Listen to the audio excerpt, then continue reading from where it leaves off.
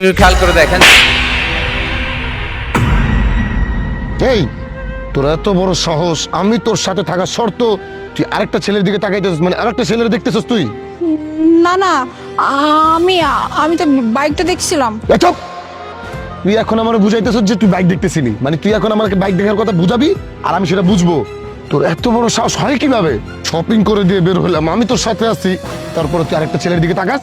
বিশ্বাস করো, আমি মিথ্যা কথা বলতেছি না, আমি শুধু বাইকটা দেখছিলাম। আর তুমি কি উল্টাপাল্টা কথা বলতেছো? একদম কোনো মিথ্যা কথা বলার চেষ্টা করবি না। তোকে কিভাবে শিক্ষা দিতে হয় সেটা আমি দিব, সমস্যা নাই। বাসায় আয়, বাসায় আসার পরে দেখবি কত ধানে কত চাল। তোকে কি কি করা লাগে সেগুলো আমি করবো। আমার সাথে কোথায় যেতেছিস? কেন বাসায় যাব? আমার সাথে তোর বাসায় যাওয়া লাগবে না।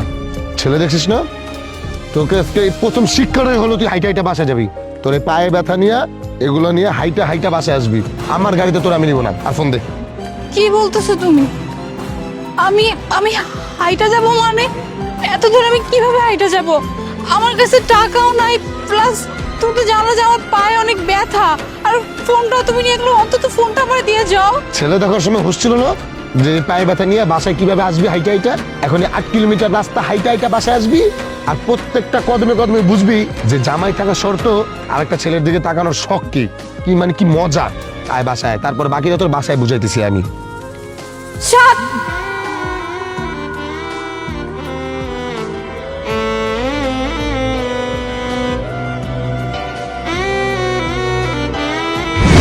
মোনা, তুমি তোমার বাবাকে বুঝাও, বুঝিয়ে বললে সবকিছু ঠিক করা সম্ভব। আলিফ, এখানে আর কোনো চান্স নাই। হ্যাঁ, আমি বাবার উপরে কোনো কথা বলতে পারবো না। মোনা, আমি মাত্র বিজনেসটা স্টার্ট আপ করছি, একটু সময় দাও আমাকে। কি বলবো? হ্যাঁ, বাবাকে গিয়ে এটা বলবো যে বাবা, আমি এমন একটা ছেলেকে ভালোবাসি যার মান্থলি স্যালারি মাত্র 40,000 টাকা। আর আমার বাবা এগ্রি করে ফেলবে, তাই তো? মোনা, আমি মাত্র বিজনেসটা শুরু করছি, আমাকে একটু সময় দাও। রান করতে তো একটু সময় লাগে নাকি? তুই বিজনেস রান করতে করতে না বহুত সময় লেগে যাবে, সেই সময়টা বাবা আমাকে দিবে না।